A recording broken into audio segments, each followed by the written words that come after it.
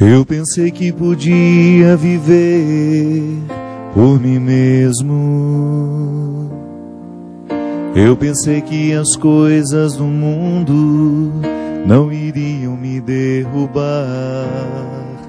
O orgulho tomou conta do meu ser e o pecado devastou o meu viver.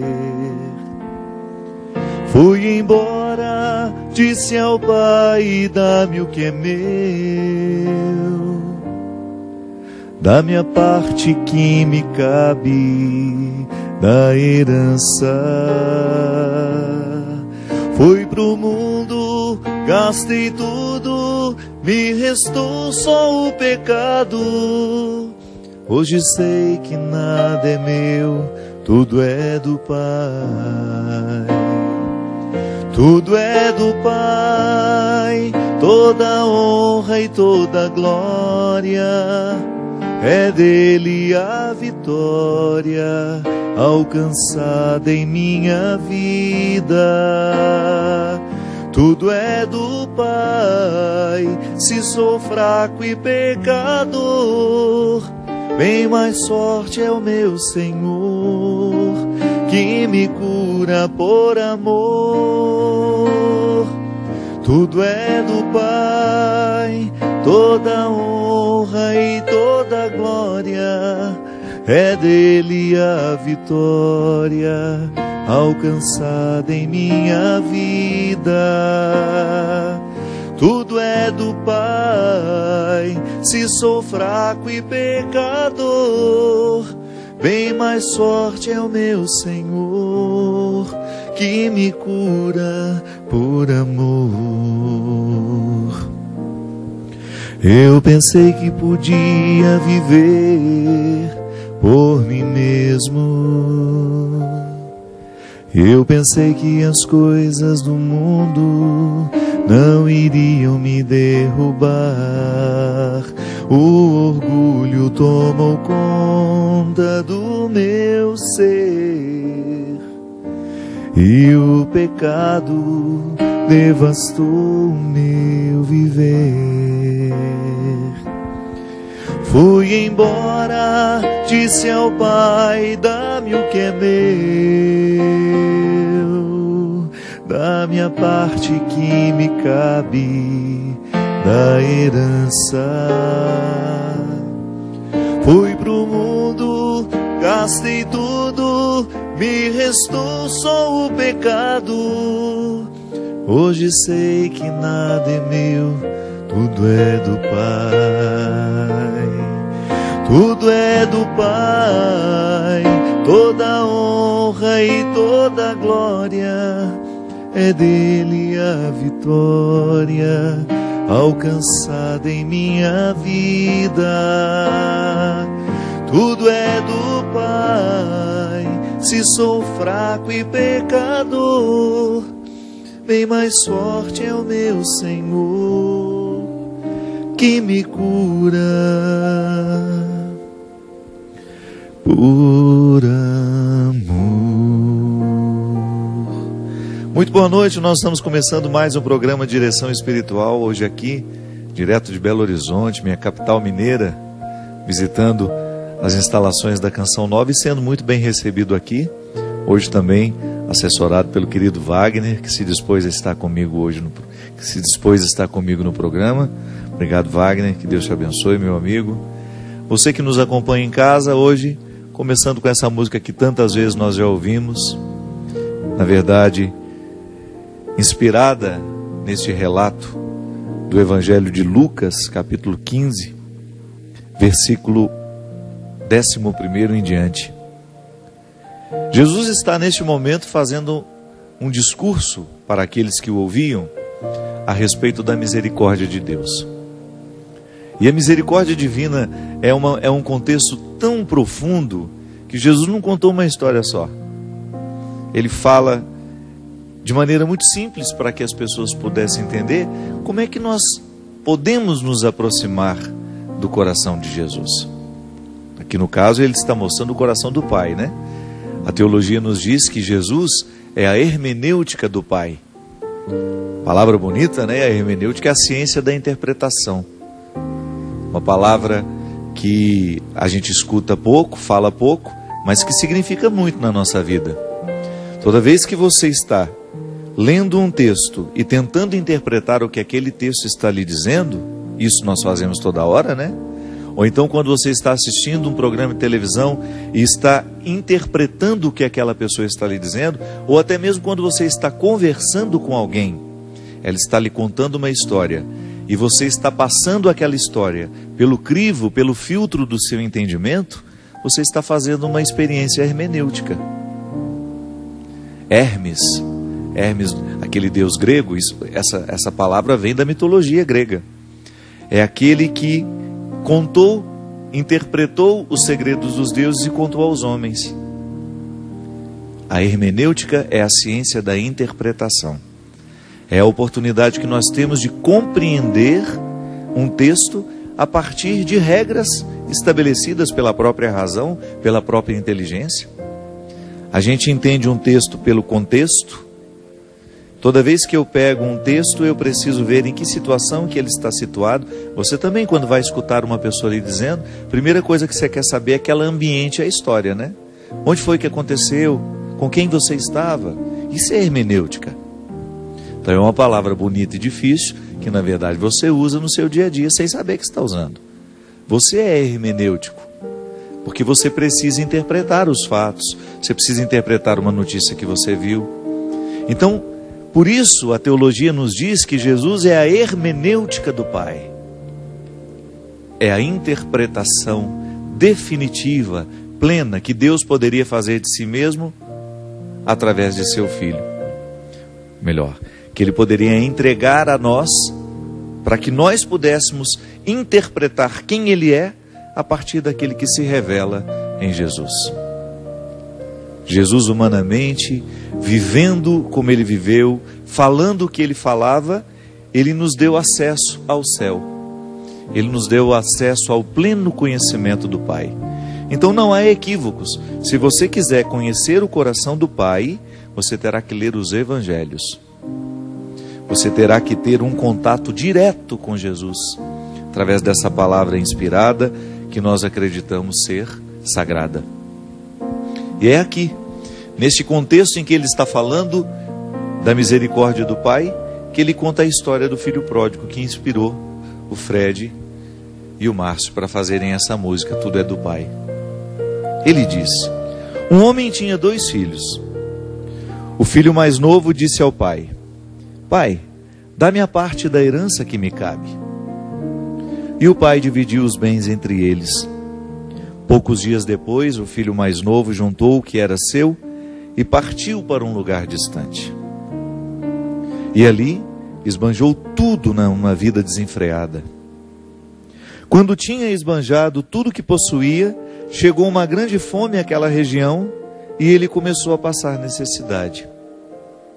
Então, foi pedir trabalho a um homem do lugar que o mandou para o seu sítio cuidar dos porcos.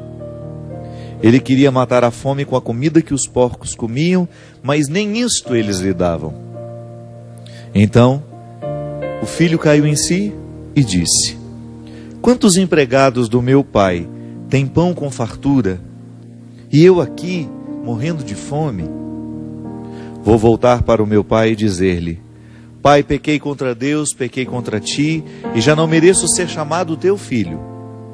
Trata-me como a um dos teus empregados.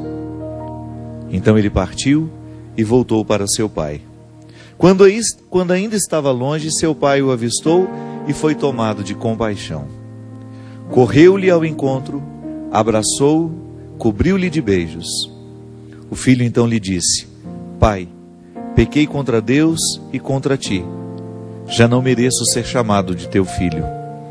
Mas o pai disse aos empregados: trazei depressa a melhor túnica para vestir meu filho, colocai-lhe um anel no dedo e sandálias nos pés. Trazei um novilho gordo e matai-o para comermos e festejarmos, pois este meu filho estava morto e tornou a viver. Estava perdido e foi encontrado. E começaram a festa. Veja bem, esse evangelho que tantas vezes nós já ouvimos, foi uma maneira, essa parábola, Jesus gostava de falar de maneira que as pessoas pudessem entender. Ele contava histórias.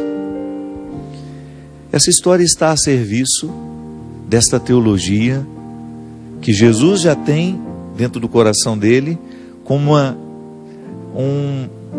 essa missão, essa vocação inerente a ele, e que depois se torna nossa também, né? Porque isso é muito interessante. A nossa vocação cristã nos coloca em íntima comunhão com o coração de Jesus, para que a gente anuncie o mesmo que ele anunciou. O que ele pretende com essa história? Convencer as pessoas que o ouviam de que Deus Pai é misericordioso. É fácil a gente entender. Jesus estava numa época, num contexto religioso, onde as pessoas não podiam nem pronunciar o nome de Deus. Tamanha a distância que aquele contexto religioso fazia questão de estabelecer entre Deus e os homens. O templo de Jerusalém, o lugar onde os grandes cultos aconteciam, ali havia um lugar, o Santo dos Santos, que somente o sumo sacerdote podia entrar uma vez por ano. O acesso a Deus era muito restrito, muito poucos podiam ter esse acesso.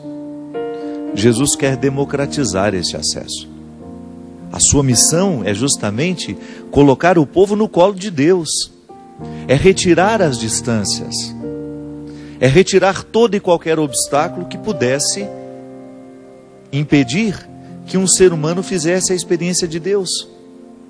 Ali, naquele momento, ele constrói uma história bonita a partir de um pai, de um filho, de uma história que todos nós conseguimos entender. É fácil, né? Você é pai, você é filho. Em alguma parte dessa história você consegue entender, você consegue estar. Naquele tempo, minha gente, só para a gente compreender um pouco melhor, pedir a herança ao pai é a mesma coisa que dizer que ele está morto a partir daquele momento. Porque a herança só era dividida depois da morte do pai. Se um filho pede a herança para o pai antes mesmo da morte desse pai, é como se ele estivesse dizendo: meu pai, a partir de hoje o senhor não existe mais para mim. Vou pegar esse dinheiro, vou embora e a minha filiação termina aqui. A nossa relação de pai e filho termina aqui no momento em que você me entrega a herança. Isso é tão verdadeiro no coração desse jovem, que depois que ele começa a passar fome, depois de ter desperdiçado todo o dinheiro que ele ganhou do pai, e olha que ele deve ter levado muito tempo para gastar esse dinheiro, né? Não sabemos, o Evangelho não nos diz quanto tempo ele ficou afastado, quanto tempo ele deixou o pai nesse sofrimento. 15, 20 anos, não sei. O fato é que, ao pedir a herança do pai, ele decretou então a morte do pai para ele. Deixamos de ter esse vínculo. Foi embora, viveu uma vida cheia de aventuras, gastou dinheiro, até o momento em que ele, desprovido do dinheiro, desprovido da herança material, ele caiu em si. Você já deve ter experimentado isso, né? Às vezes a gente comete erros que levam anos e a gente se adapta ao erro. A gente já não consegue mais perceber que está errado. Mas parece que chega um momento da vida em que a gente cai em si. É como se retirasse uma cortina que até então antes nos impedia de ter o conhecimento da verdade, ou até mesmo ter a percepção do erro que a gente está cometendo. Isso é muito comum. Eu vejo em mim, é provável que você veja isso em você.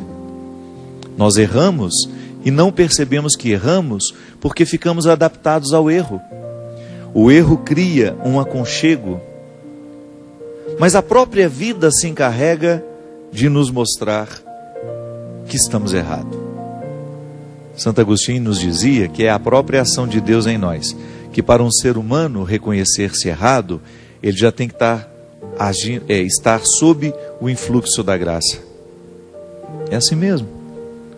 De repente a gente toma consciência de que está tratando mal o outro, de repente a gente toma consciência de que fez uma escolha infeliz, aí a gente tenta corrigir, e nem sempre a gente tem a oportunidade de corrigir. Esse menino aqui, por exemplo, sei lá, 15, 20 anos depois de não ter mais o dinheiro do pai, porque havia gastado tudo, ele identifica que ele não estava no lugar certo, que ele havia feito tudo errado. E ele quer corrigir isso, porque a miséria é tanta que nem mesmo o alimento dos porcos ele pode comer. Veja bem, aqui o evangelista fala de maneira muito concreta o alimento dos porcos. Mas a gente pode colocar nesse alimento dos porcos muito mais do que o material ali, o alimento de um porco. É muito mais que isso. É como se esse menino estivesse experimentando o que havia de mais imundo no mundo. É como se ele estivesse chegando de fato a um lugar muito tenebroso, muito triste de visitar, de ser visitado. Ele estava no fosso da miséria, experimentando os sentimentos mais mesquinhos dele e dos outros. Foi o momento em que ele sentiu o desejo de voltar para casa e pedir ao pai que o tratasse como um de seus empregados. Certamente o pai devia ser um homem muito bom, que dava um tratamento muito digno aos empregados, que não era muito comum naquela época também.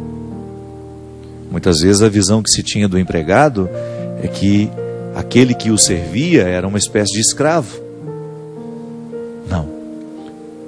Ali este homem já possuía um coração mais evoluído, né? Podemos dizer. Se ele tratava bem os empregados, vou voltar para lá e quem sabe ele me trata como um dos seus empregados, porque ser empregado do meu pai, que é um homem misericordioso, é muito melhor do que ficar aqui, comendo a lavagem dos porcos. O primeiro passo que faz esse menino, ou melhor, o primeiro sentimento que faz esse menino querer dar um passo na direção do seu retorno, é justamente o reconhecimento da misericórdia do pai. Ele identifica que o pai trata bem os seus empregados.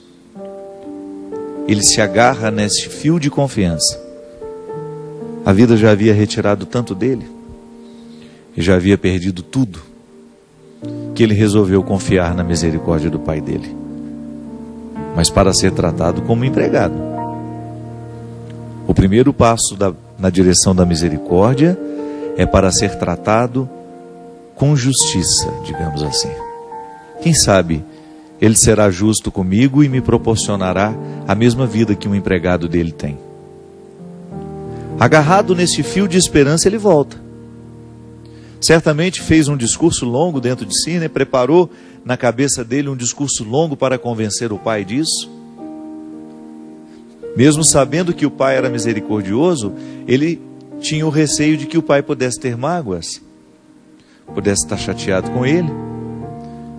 Quanto tempo se passou em que ele havia sepultado o pai em vida? Sepultado no significado, né? Meu pai, a partir de hoje, eu não quero mais o senhor, não precisa mais ser o meu pai, só me dá o dinheiro, que é o que me interessa no senhor hoje. Olhou para o pai como se o pai fosse um objeto, um banco. Só quero o seu dinheiro e vou-me embora. Ao retornar, ele precisa administrar essa mágoa que certamente havia ficado no coração do pai dele. Certamente esse menino também era um guardador de mágoas, né? Porque a gente olha para o outro da maneira como nós olhamos para nós. Se eu guardo mágoas, eu tenho sempre a impressão de que o outro também guardou mágoas de mim.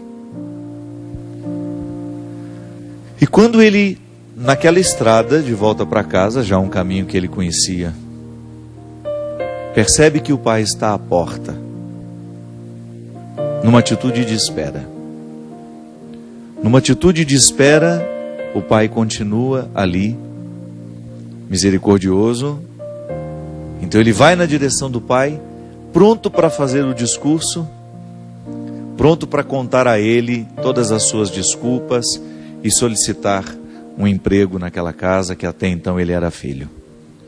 E o gesto mais bonito, um gesto que faz com que aquele menino não precise nem dizer, não precisa nem fazer o discurso que ele havia preparado. O discurso ficou calado na boca. Tem até aquela música, pode continuar nesse tom, Wagner. Nem deixaste-me falar da ingratidão, morreu no abraço mal que eu fiz. Festa, roupa nova, anel, sandália aos pés, voltei à vida, eu sou feliz. Confiei no teu amor e voltei. Sim, aqui é o meu lugar. Eu gastei teus bens, ó Pai, e te dou este pranto em minhas mãos. A palavra nos diz que o pai olhou para o menino dele com compaixão. O que é compaixão? É sentir a paixão do outro. É sentir com o outro aquilo que pertence ao outro. É a gente colocar o coração na mesma sintonia que o outro. O conceito de compaixão é riquíssimo dentro do cristianismo, porque não é uma indiferença com o sofrimento do outro, e nem é uma ajuda aparente. Não, a compaixão não significa oferecer ao outro apenas gestos. Ah, então tá bom, você precisa de pão, você está com fome, eu te ofereço pão. Não. A compaixão é um movimento que faz com que o sentimento do outro, a dor do outro, seja sentida por nós. Foi assim que o pai acolheu seu filho. Sentiu a dor que doía nele. Compadeceu-se. Viveu a mesma paixão que existia dentro daquele coração. Trouxe ele inteiro para dentro de si. E ali uma festa começou. Aconteceu dentro do coração daquele menino, certamente desconcertado, porque ele não esperava ser tratado daquela forma. Ele não esperava que seria amado naquele momento, porque ele não merecia ser. Eu sempre gosto de dizer, minha gente, nós nunca vamos esquecer uma pessoa que nos amou no momento que a gente não merece ser amado. Nós nunca vamos esquecer uma pessoa que nos acolheu no momento em que a gente não merecia ser acolhidos. Esse é o amor de Deus. Para isso Jesus contou essa história, para que a gente tivesse condições de compreender que nós também vivemos a experiência do filho pródigo. Nós também fazemos escolhas erradas. Nós também somos infelizes muitas vezes em sair do lugar que de fato nos pertence para ir buscar um lugar estrangeiro que não tem nada a ver com a nossa alma, com a nossa vida. Nós também nos embrenhamos em caminhos que nos destroem. Também somos reduzidos a um lugar onde só nos resta o que há de mais miserável. É a consequência do pecado. Talvez você já tenha experimentado isso na sua vida com a mesma intensidade que esse menino. O pecado foi tão profundo na sua alma, as consequências do pecado foram tão sérias na sua vida, que você esqueceu quem você era. Sim, porque durante muitos anos este menino não se recordou que ele era filho daquele homem. O pecado o distraiu. Ele não teve tempo para lembrar da sua filiação. A distração do pecado, das festas, de tudo aquilo que o dinheiro poderia lhe dar, fez com que ele ficasse cego para a verdade fundamental que até então estava dentro do coração dele e ele já a tinha esquecido. Eu tenho um pai que me ama. Eu sou um filho amado. Eu tenho um lar para onde eu devo voltar, para onde eu posso voltar. Eu não sou aqui um estrangeiro. Por acaso eu quis me fazer estrangeiro nessa terra de pessoas que não me amam. Porque certamente se aquele menino, durante todo esse tempo em que ele gastou o dinheiro dele, se ele não fez amigos de verdade, que pudesse sustentá-lo no momento da sua fome, é porque ele não foi amado naquele outro lugar. Ele não estabeleceu relacionamentos que pudessem lhe dar segurança. Então o único lugar em que ele tinha alguém que de fato poderia lhe oferecer o mínimo necessário para viver, que seria ser tratado como um empregado, era na casa do pai. Nós vivemos a mesma história o tempo todo. Quantas vezes nós trocamos pessoas que nos amam de verdade por pessoas que querem apenas aproveitar daquilo que a gente tem, do dinheiro que a gente tem, ou da alegria, do prazer que a gente pode proporcionar. Nós pecamos terrivelmente contra a nossa identidade. Pecamos e desperdiçamos uma oportunidade de ser feliz de verdade, de ter uma realização humana, de estabelecer para nós uma vida que vale a pena ser vivida. Agora, o bonito dessa história, e que Jesus faz questão de que todos aqueles que estão ao redor aprendam, é que nunca é tarde para a gente voltar, corrigir aquilo que a gente errou. Nunca é tarde para a gente ter a oportunidade de desfazer os nós dos equívocos e restabelecer os laços, os vínculos que nos dão a segurança do nosso lugar. Confiei no teu amor e voltei. Sim, aqui é o meu lugar. Eu gastei teus bens, ó Pai, e te dou este pranto em minhas mãos. Às vezes o que a gente tem é só o choro fruto daquele equívoco terrível que poderia ter ceifado a nossa vida. Mas se hoje você tem condições de entender o que eu estou dizendo, se hoje você ainda pode ouvir o que eu estou lhe falando, é porque a vida não terminou para você. E quem sabe uma decisão favorável, tomar decisão favorável a você, reassumir o seu lugar, reencontrar aqueles que num determinado momento da sua vida você desprezou, você deixou de lado por causa de uma aventura, por causa de um novo tempo que você tanto ansiava. Descubra um novo no seu lugar mesmo, a partir dessa identidade que lhe coloca na segurança de vínculos, de pessoas que de fato estão preocupadas com você.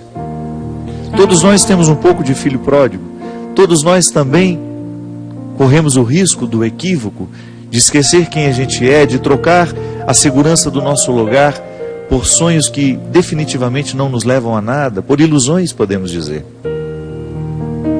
Faça o mesmo que esse menino fez. Aproveite a oportunidade. Ande a pequena distância que te separe daquilo que de fato é importante para você. Nós vamos para um rápido intervalo e a gente volta já já com o programa Direção Espiritual. Confiei no teu amor e voltei. Sim, aqui é o meu lugar.